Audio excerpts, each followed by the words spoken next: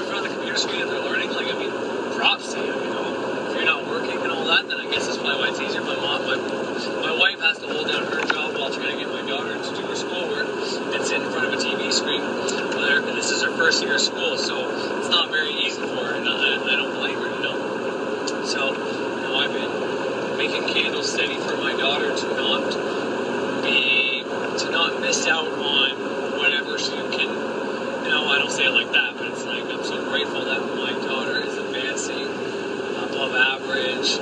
She is the most intelligent girl in the class. Blah blah blah blah blah blah blah. So when after the $2,000 that my wife said that her credit just got bumped up to, I think it was like at lunchtime, like 2 o'clock. She called me. She said, "I got more good news." And she told me the teacher's actually going to come down and work with her one-on-one, and you know, part of that is going to be to try to get her in the habit of using the computer. But in the same sense, it's still, you know, who the fucking thought that would happen? You know what I mean? Like, I was getting ready to shit on teachers again, which I fucking feel like a piece of shit now, just having those thoughts. Because, like, not all teachers are bad. You know what I mean? There's bad people in every fucking group that there is. But there's also some really fucking decent and go above and beyond for people in every fucking group. And this is one of those examples. Who's going to come to my house for half a day, take her outside for a little bit, depending on the weather, and do stuff with her inside the house, you know, within COVID regulation and all that. To work with my daughter to try to get her to the point where she can learn online. And if not, that's why she still gets to learn, you know. And to me, that's amazing, because, like, yeah, we're paying taxes in these schools to keep the schools open for the teacher salaries and all that for the teacher. I mean, I get it, they give us a laptop, but I mean, you buy those fuckers in bulk. I mean, it's not very expensive. I mean, for school, right, for government funding, but nonetheless, it's like, there's my tax dollars, you know, and I'm okay with that. You know, I could be willing to pay more because of what was done, and, you know, it's, once again, these are candles I've done some in the past, whenever there were some issues with my daughter's ears, and I thought she might learn a little bit slower, and I fucking X that in. I would never even entertain that fucking thought. And now, you know, this is happening, and I've been doing this recently, so, you know, whatever you are able to get into your subconscious mind, once you can let it go, or have complete faith, well, really both, you gotta do both those steps, it's gonna happen for you. I mean, it's inevitable. The more you can program yourself that Magick's real, and the more testimonials you listen to, and the more you do this stuff over and over and over again, it's not like you're wasting it. If you ever think that you're doing a candle every night, nothing's manifesting yet, like what the fuck, blah, blah, blah, blah, blah, blah, blah. You're not wasting a damn thing. Understand that. You are having a backfill. It's like whenever you start a job, you have to wait 2 weeks or a week before you get your first pay, right? Because you work a week, and then you get paid the following week for that pay, so they hold you back 1 week if you get paid weekly. Hold you back 2 weeks if you get paid bi-weekly, because we gotta work 2 weeks so that you get paid that same Friday you work, because that was from the previous weeks, right? Well, it's kind of like that. You do fucking candles now, and eventually, whenever you do all the other steps right, like, you know, not listing the results, you know, having complete faith, blah, blah, blah, blah, blah, they're all gonna be on back order, and then eventually, they're just gonna start fucking coming into you. The ones that are easier, that you don't really put much mind into it or think too much about it, or, you know, had no problem giving, having complete faith in it, are going to happen probably sooner, maybe well. But every time one manifestation happens, this is why, like, you're going to do big manifestations. See, I'm at the point where I can do a different candle a day, but I didn't start that. I started off by doing, and I made this very clear, and I said this many times, every candle, every day of the week, for the 14 days that the moon was waxing, was invoking something, and then when it was waning, it was banishing its opposite. You know, the thing that you don't want to happen, and the thing you want to happen, the opposite thing. So poverty, and then prosperity. Okay, love, and then, you know, whatever else would be the opposite of that, being lonely, you know. That's well, I never did that one, but that's the point now of reaping the benefits. And not only that, I mean, I've always said I didn't want to influence my wife or anything like that, and I never have made candles for her to become enlightened or start practicing magic or anything like that. I have made candles for her to have healthy pentagram, healthy spiritual, mental, physical, emotional, and, you know, Mars, passion,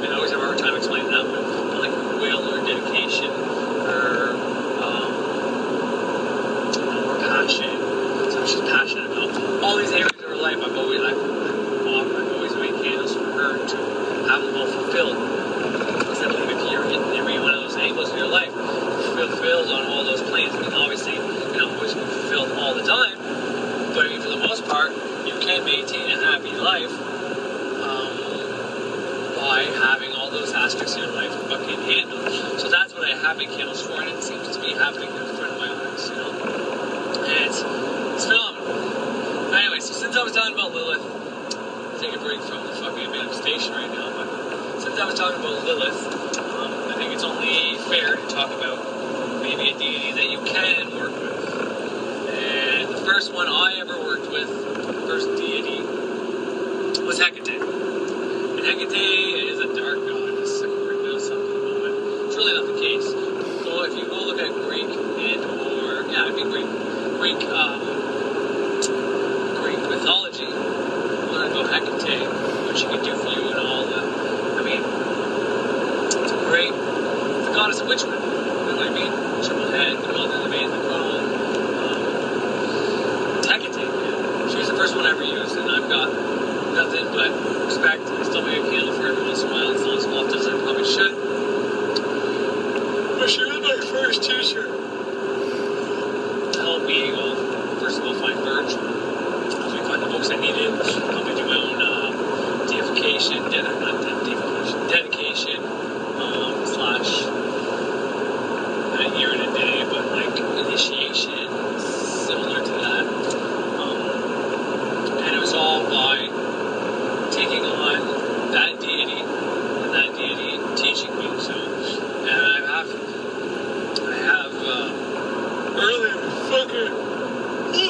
early podcasts about that. I'm taking on the goddess, tapping the goddess. I think it was the third episode. And basically I'm talking about having sex with the goddess, but it's like mind magic, mind sex, you know. She's that female mind of yours who, if you can get your conscious mind out of the way, she will teach the conscious mind what to do and how to connect to the subconscious and all that you need to do to be successful. It's like phenomenal. It happens the same way as like what I call channeling, which is not actually possessed by this being of whatever, blah, blah, blah, blah, blah. For me, it's just like the straight up thoughts I get when I'm talking, writing, sometimes meditation, sometimes I'm doing specific meditation. I don't do the meditations that people teach on there. I do my own meditations. I do the ones from the Kabbalah, Great Work Self-Transformation, meditation on a point, meditation on a tarot card, which is basically the same. You're focusing on one thing at a time. But, and that's kind of meditation I always do. It's like, okay, I'll meditate. I'll talk to Heckate, you know, and from there, whatever comes to me, it's assumed that it's coming from Heckate. It may not be, but Jesus, the shit that always came to me was always, like, relevant, and from a way, I guess, that you would be able to easily tell that, yeah, it's definitely Heckate talking to you. And once again, what's Heckate? Well, she's a goddess. Now, she's not a goddess in the sense of, like, Venus is the goddess of love, and Artemis is the goddess of the moon, Aries is the goddess of Mars, war, but also passion, I guess. Sure, who knows? Jupiter, Zeus, you know. Heckate she was like a titan. She wasn't quite a titan, I guess. But the point is this a programmed thought form that people deify to give examples or give an explanation for certain things, and then everybody knows? It doesn't matter. But it goes back to the point that I was saying earlier, that whether it's demons, whether it's your own creation of a thought form, oh, fuck, I guess I'm done.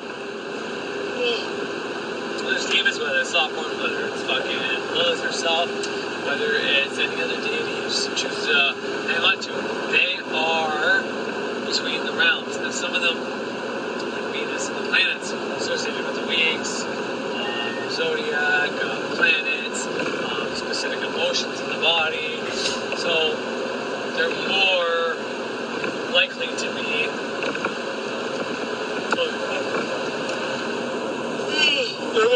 to be deified because, like, what is anger?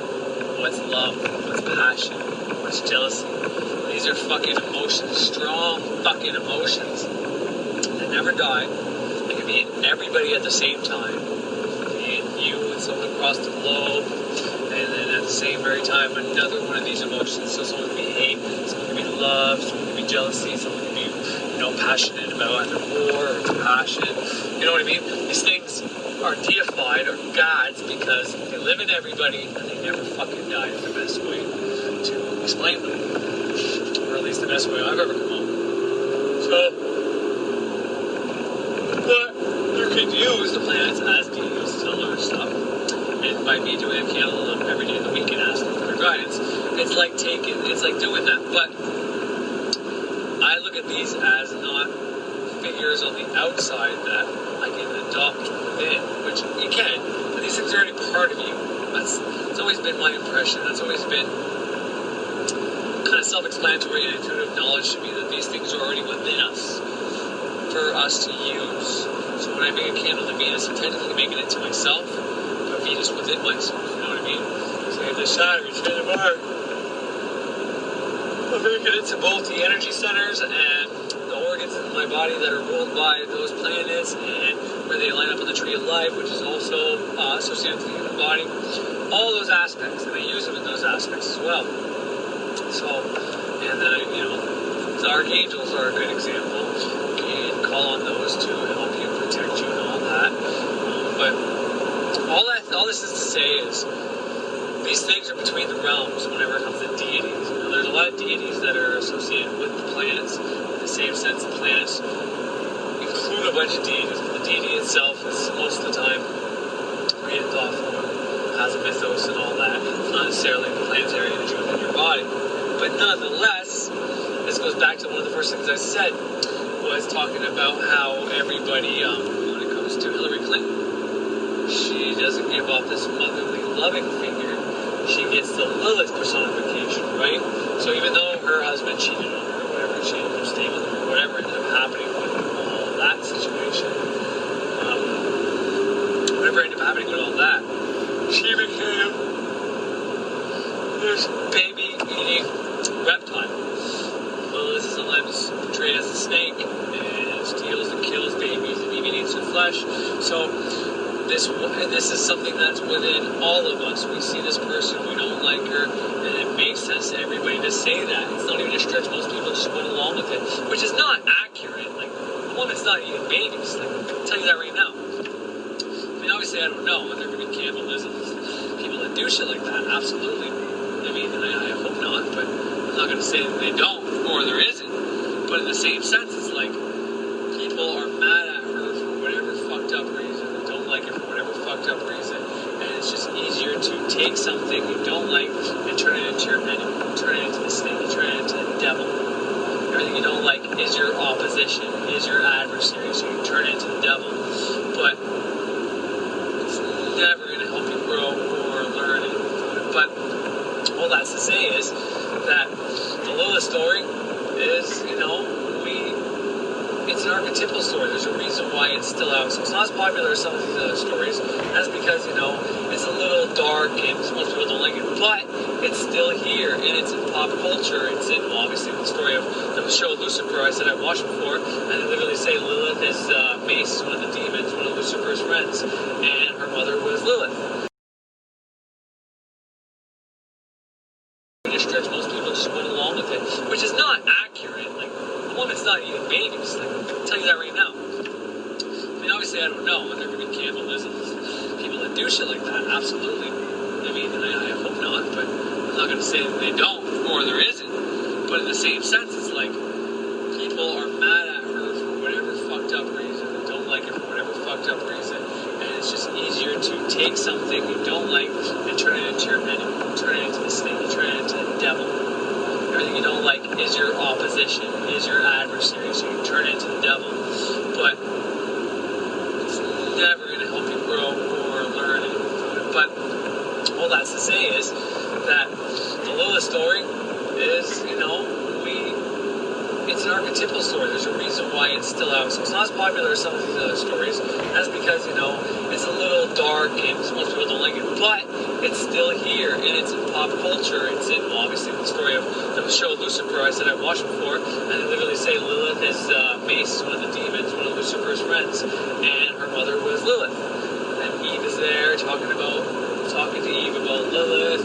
Adam's first wife because he wants to party with Lucifer.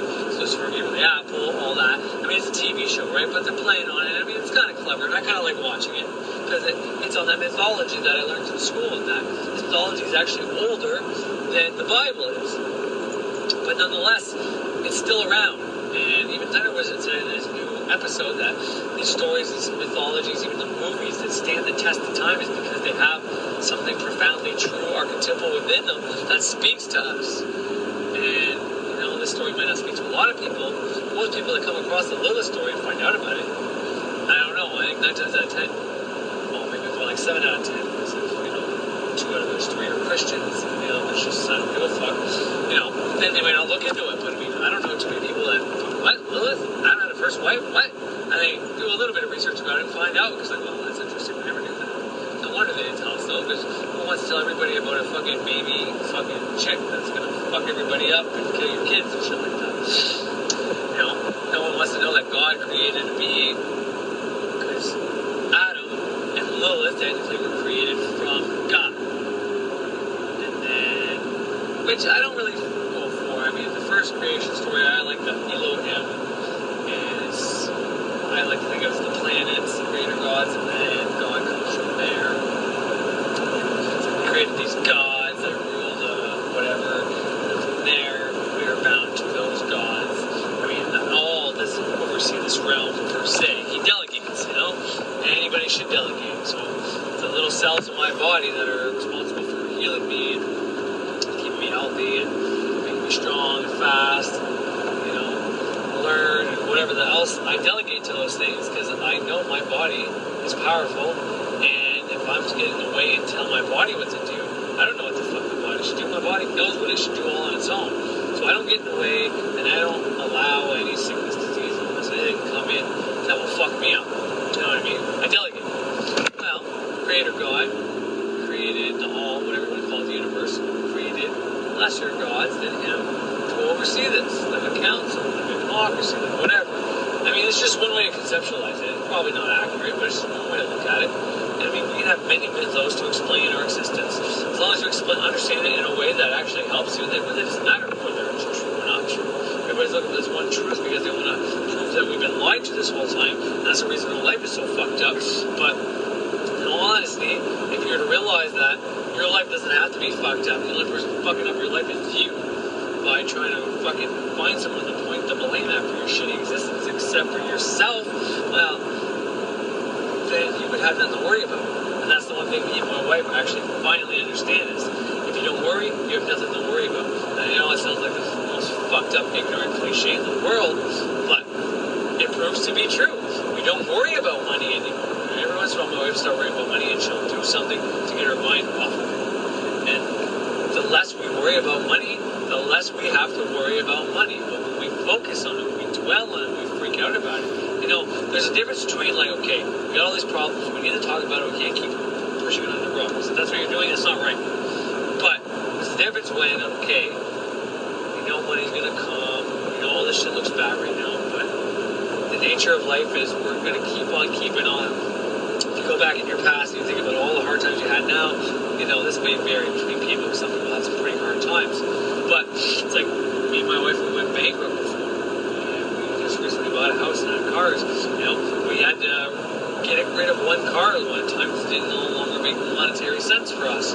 You know, we survived that. We survived shitty times between me and her where it seemed like the possibility of divorce. We got through that.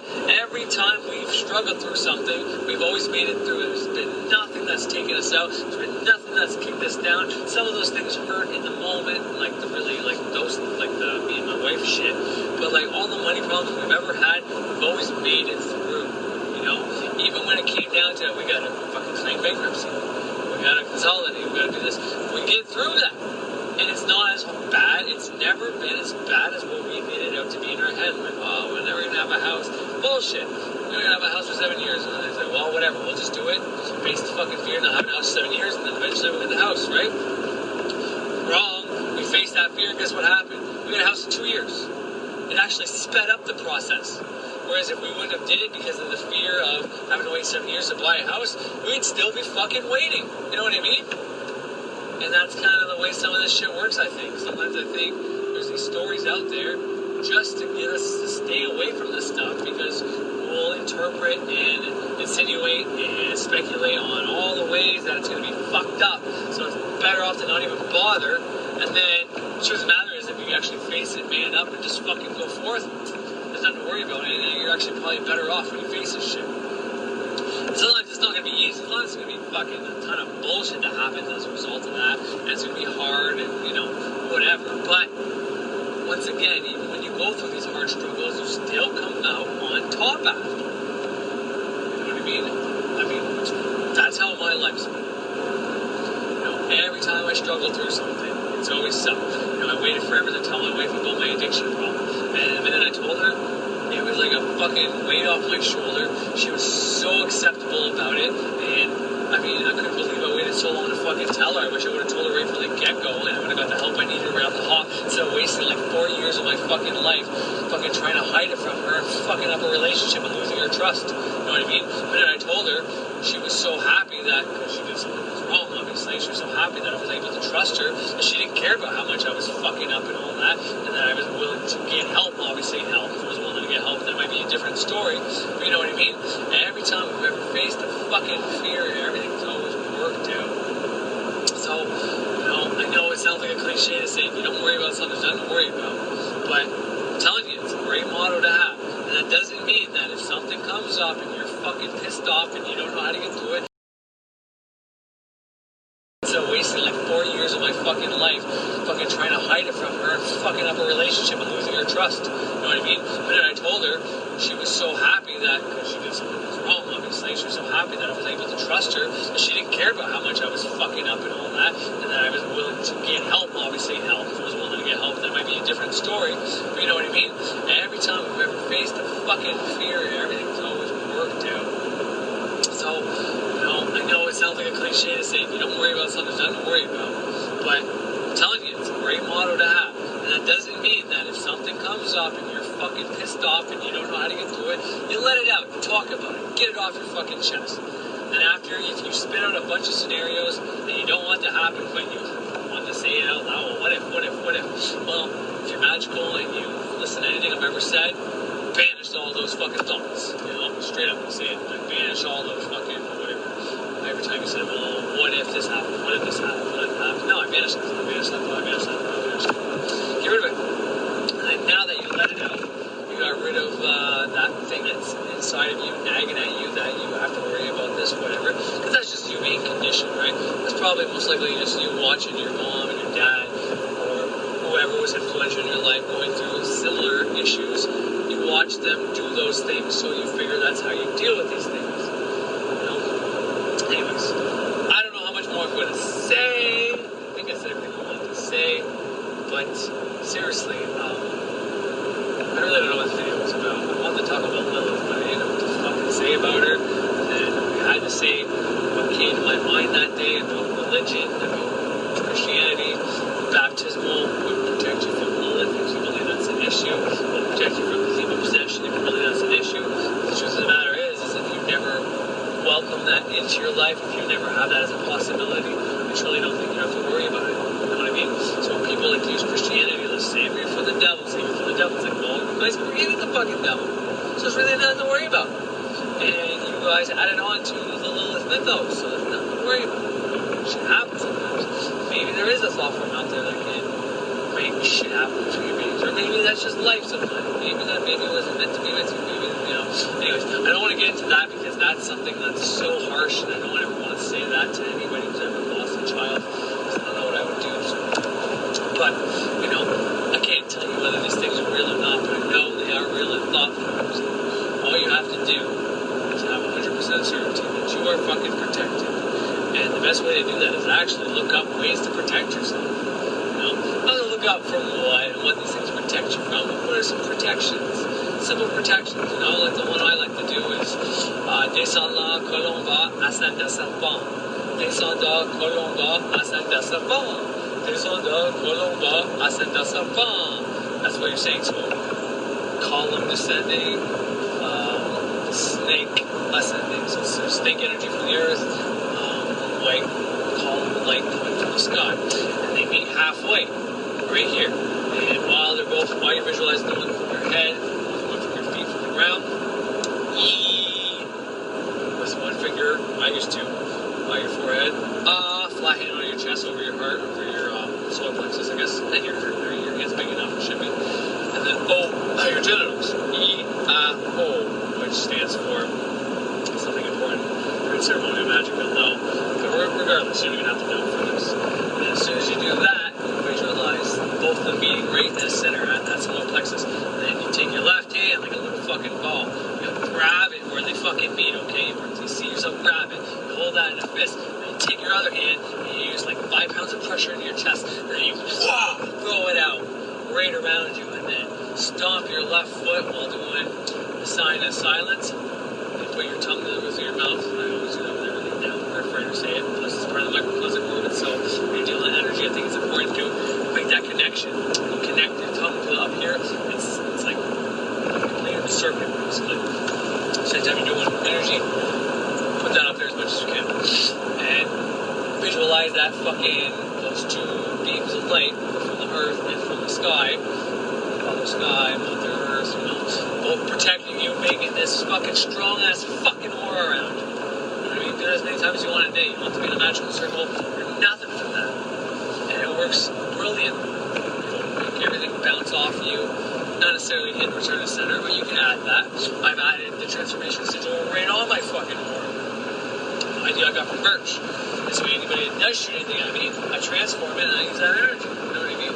So get creative with this shit. But that's a symbolic gesture that when I feel like I'm under fucking attack, like today, somebody was being a dick to me again. Go figure. I fucking went on break. I did that in my fucking break. I went back out, wasn't a dick the rest of the day. Is it because I did that? And does it matter? As long as it fucking works, it doesn't matter. It's a symbolic representation to your mind that you are safe. That the sky, the universe, God, and Mother Earth, Gaia, they're both protecting you. You took both their energies, you combine them as one to fluff up your aura, to make this protection egg around you that, you know, and boom, it works. So you don't need to be any more complicated than that. And you can make up your own. You can do whatever you want. As long as you do it enough, make it like a routine, make it a habit, and believe in yourself. Believe in it. Believe in that it fucking works, and it will. I mean, it can't not work, you know? So,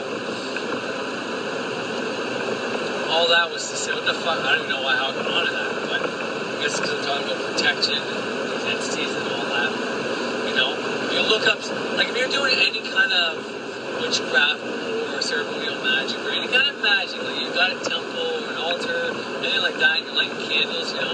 Just lighting a candle right on the candle, well that's one thing. You don't necessarily have to do that with a certain one. If you're imagining yourself in this fucking hospital, you're trying to astral travel, you're going to bed, you're having these weird fucked up dreams, well, you might want to think about putting up a circle, whether it's just in your mind or you actually fucking draw a circle in the physical around your fucking bed before you lay down. You know, just make sure if you go to the bathroom, you close it up or whatever.